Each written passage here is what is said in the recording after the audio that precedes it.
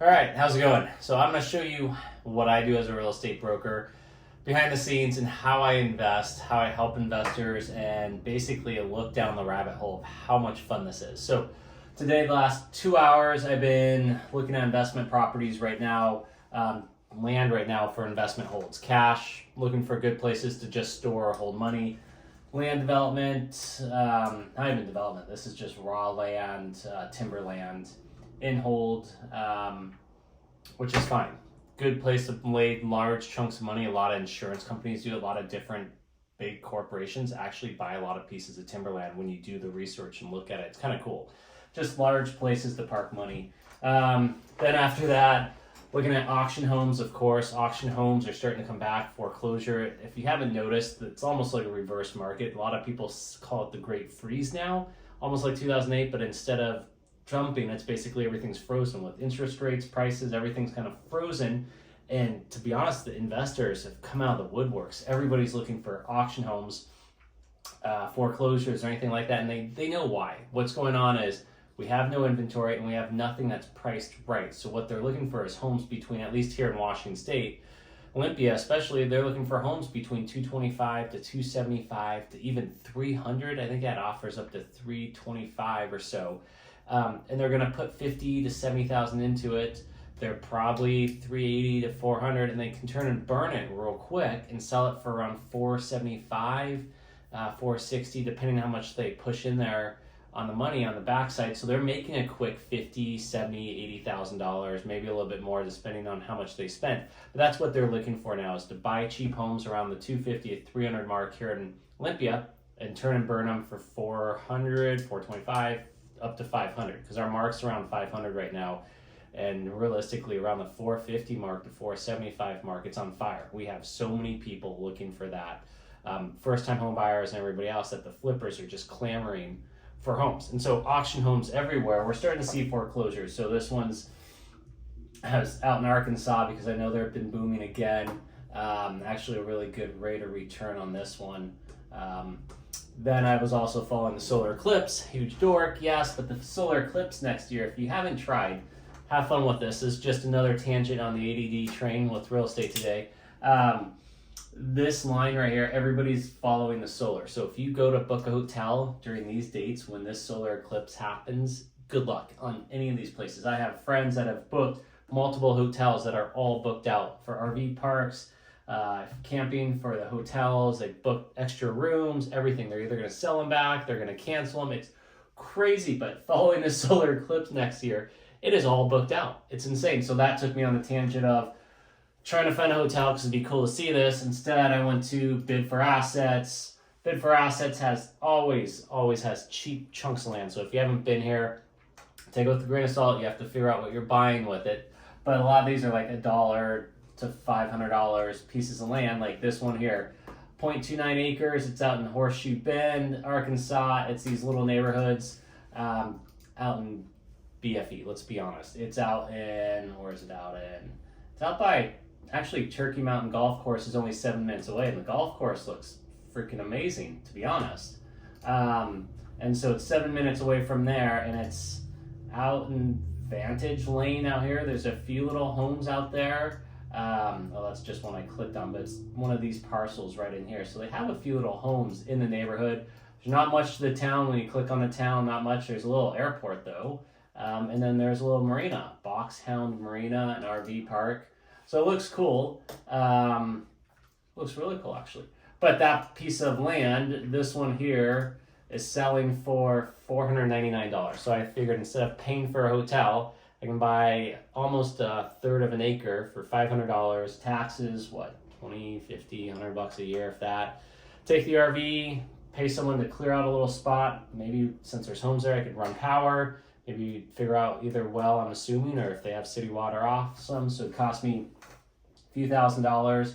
I have a lot that I can now rent as an RV spot if anybody's going out this direction, who knows. Or we have a yearly retreat or a family retreat or a business retreat for a few $1,000s, and I have a third of an acre out in the middle of nowhere. I have to check still and see if I can do an RV on there, because I don't see any HOAs, so but I didn't see any RVs in the development either, so they may have a restriction, just a heads up. But They have hundreds of these lots, and there's different lakes around the Arkansas. This one's 0.15 of an acre for $1. I kid you not. And then they have little YouTube videos on it. So that's the one for the $1. Cherokee Village, where they try to sell you on the location of the property and all they have to offer out there. So I bet there is HOAs with that one where you can or can't build. So back to actually auctions again. Let's take it back. Been looking over here in Maine now because fall's coming up, or it feels like fall yesterday here, and I love fall on the East Coast from Washington State. So Maine I've been tracking forever out in Portland, Maine, and along the East Coast as well. It seems like Maine's still up there on price, but they have some cute little auction homes. So this one, did the research, is about $100,000 priced over, but this home sold in 2015 for $93,000. Now they have it for sale for $579,000, 1,000 square foot. Rent actually out there is pretty good on those as well. Oh, sorry, sold for $105,000 in 2015. Oh no, it did sell for $91,000. That's what I thought. Okay, at least I'm not smoking. There we go. But anyways, with that saying, Portland, Maine's a cute little town, but their prices have still gone up in price. So with auction homes, I'm checking out different auction homes in different locations. This one's $93,000 value. On this one, when I ran through, is about $225,000. That one's coming up. You have a few other little different ones all throughout.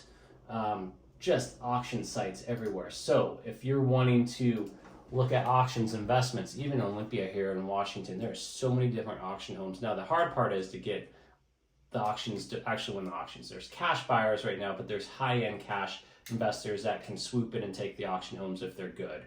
The best bet if you are looking for auction homes or anything like that is there's a whole slew of wholesalers. So you can get on wholesalers lists. This isn't hard to do. I get the emails all the time. House cashing homes. Here's one out in, these are out in Arkansas. Great picture, but this one's for sale for, doesn't even say, it just met my criteria. House cashing homes. You have house cashing homes. I think I unsubscribed for a shitload of them. Asking price $2 million. Wow. Okay.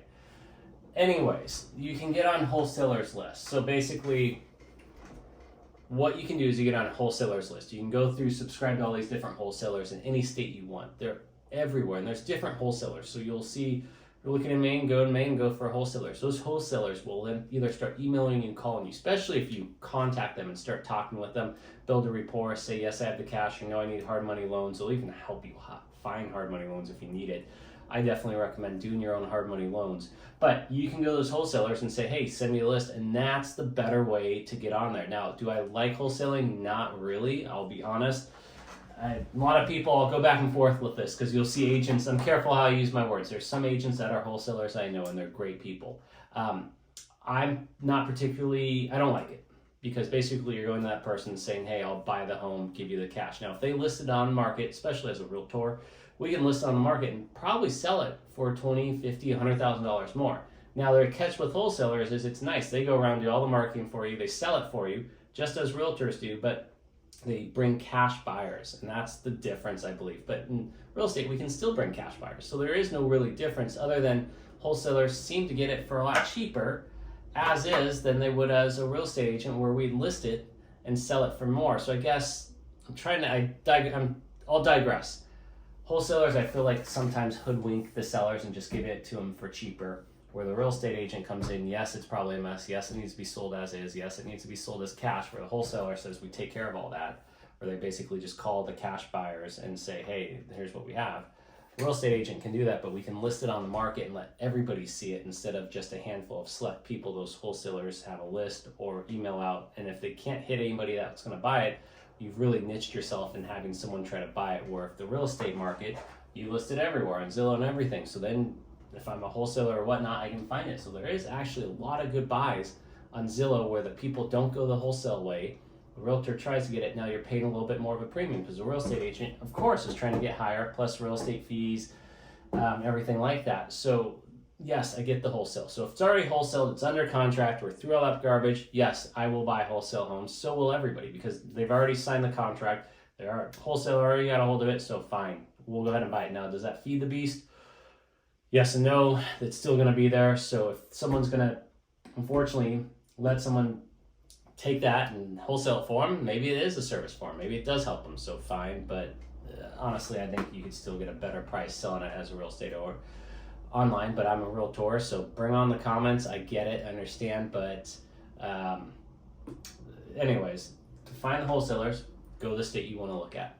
Type it in Google, whatever. Type in and get on those wholesalers list. They'll start emailing you properties. Bring up the report. When you find one you like, get the hard money loan or take your cash and then go buy it. Now, a lot of those are going to be rehab and fix up homes. So that's where you have to build up two things. You have to build up the contractor list. If you're local from the area, easier said than done. You can find someone to come through, but contractors, I don't care where you're at right now, are astronomical in price. Luckily, I know how to build myself. I built my own $2 million home, so I can build. I can frame, I can do everything. I can do rough plumbing, electrical, all that stuff. Do I want to? Absolutely not. Do I trust my plumbing? No. Electrical? No, not really either. I mean, I can do it, and I've wired and I've plumbed it, but I'm going to pay someone. Luckily, I have friends and everything else where you can get good prices, and you can, if you start doing a lot of homes, you can start getting bulk prices as well. Anything with carpentry, anything like that, bring it on. I can frame it up and fix anything that we have issues with.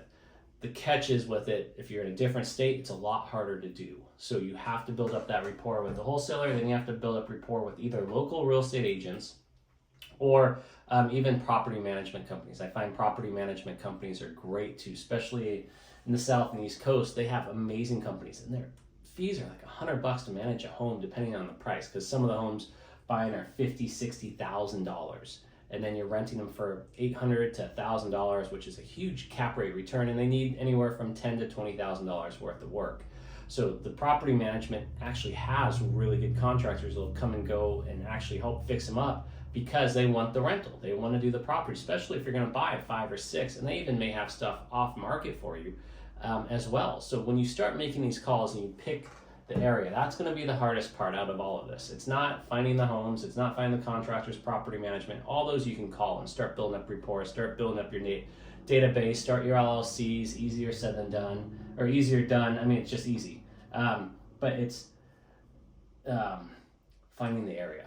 Where do you want to actually buy? Where do you want to invest? Where's the rental market going to be? So my belief is I only want to buy in areas where I want to go visit, want to live in, want to be in. I love the seasons, love the culture, love the food, everything about that. Because if I'm not going to be there, I don't believe that. One, if I'm stuck with the home, I want to make sure I can go visit or be there, and I want to be happy going to visit there. I want the good energy, good vibes. But two, I believe other people are also all looking for that. So I believe my niche is finding great areas where the culture, the food, the location, seasons, like everything is mixed in, where you have that good philosophy. Now, a lot of people go off of the distance from Walmart and stats, and you can do all that. And I use Rent-A-Meter, and I use different places that you call and figure out. You can use trends of where the moving vans are going. So you can start calling moving vans and seeing where transitions are going. You can stick by military bases, Air Force, Army, wherever you want to stick by military bases. Absolutely. They get the stipend, they'll get the rent. You know that's going to boost up that rent. So if something happens with the city and the culture, but the military is still there, they at least support some of the rent. You're going to find out if you're picking just random weird places, especially touristy places, you're hit and miss, because if the touristy place is only propped up on all tourism, and the tourism is definitely seasonal, and if you're looking for a stable rental and not an Airbnb, you may be hit and miss with that rental. So you have to be careful with it, unless you're going Airbnb, but that's a whole different ball game. I can go for Airbnbs, and everybody keeps preaching it's not falling, but I mean, the way that you start seeing travel and everything else with freezing the mortgages and the economy right now, I'm a little more pessimistic with the Airbnbs. I think it's starting to go this way. Me personally, I don't like them. I don't want to stay in an Airbnb. I'd rather stay in a nice resort, nice hotel. At least it's clean. I know what I'm getting. Yes, there's once in a while you want a nice home on a waterfront or some location that trust me, I agree. I've used them before, but I'm 10% that way, where 90% I'd rather find something clean, easy. And I know Marriott did a great thing where they added homes on their list where you can actually do almost an Airbnb through Marriott through their travel thing. So if you've seen it, you know what I'm talking about. Like in Charleston, they have it. It's gorgeous. You have different homes through Charleston, but it's managed and taken care of through Marriott. I trust that because I know who's cleaning it now. I know what's happening because I've seen some horror stories about cleaning and who's managing the Airbnb and what's going on with it. And don't get me wrong, there are good ones. So I'm not slagging Airbnb. It's just not my preference. Again, bring on the comments. I get it. But this was all about investments today, and then ADD of solar eclipse, what's going on. But this is literally within 2 hours of what I've been doing, along with helping investors with timberland right now. And then I had a few texts about different investment properties here in Olympia that I got to go show later today. That I'm finding a lot of parents are buying their kids' investment properties. Basically, the kids are living in investment properties. It's the parents' second, third, or fourth home, that they're helping the kids with, because it is extremely tough for young kids to buy homes right now. So that's another market that's starting to really pop up, is parents are really starting to buy their younger kids homes.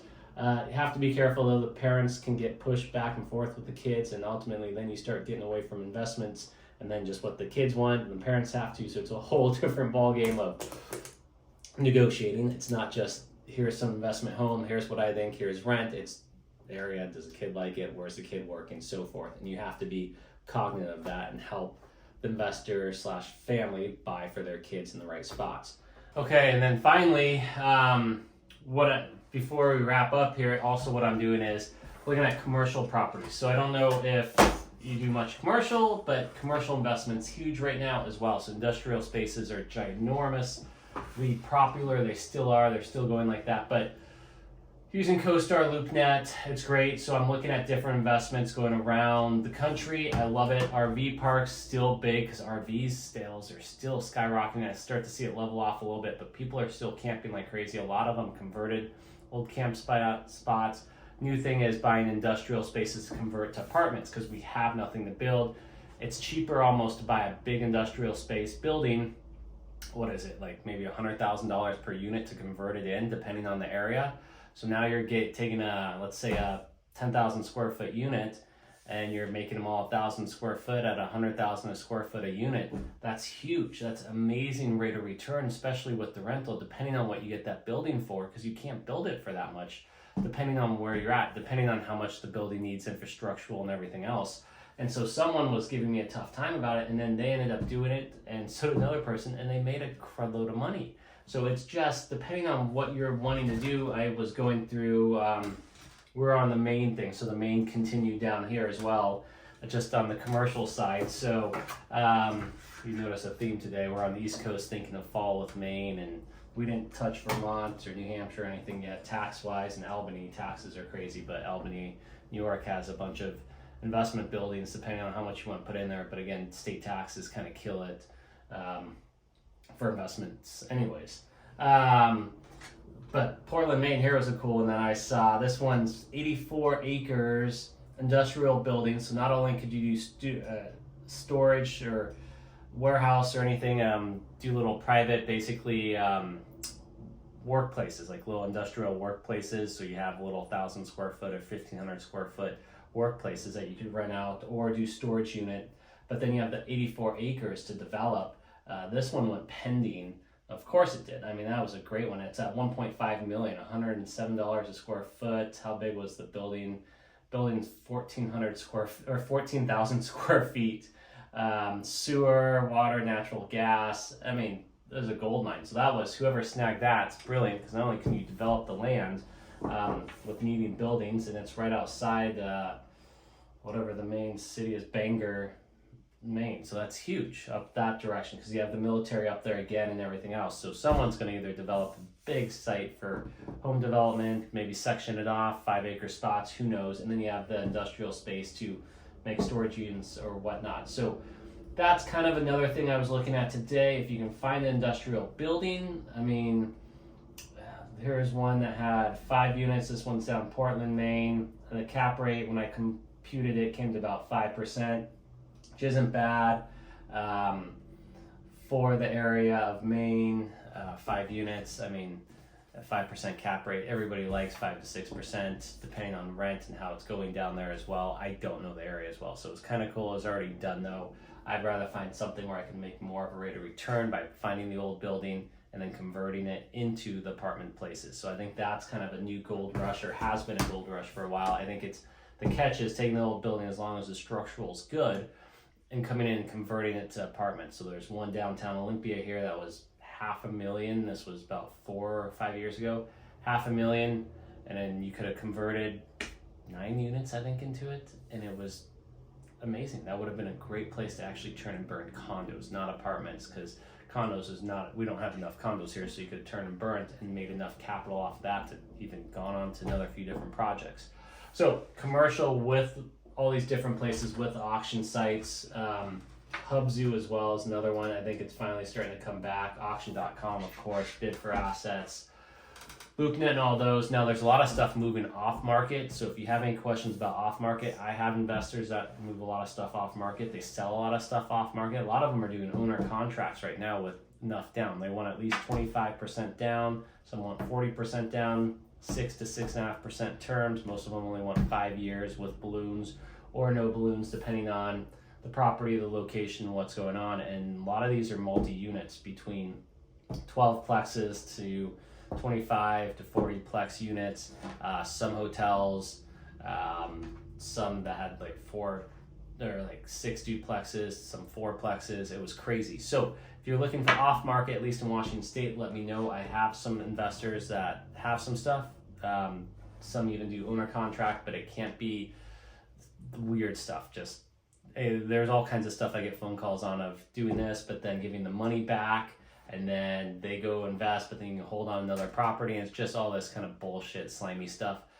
Cut, clean, easy, 25 to 40% down, 6.5% rate, maybe 6%, depending on the building, and go from there with the investment spots if you want an owner contract. If you have cash, awesome. Come in and make us a deal or give me a call on that. If you have stuff out of state, other locations, let me know. Call me as well. But it's really cool to see all this. So, all right. But that's 2 hours today.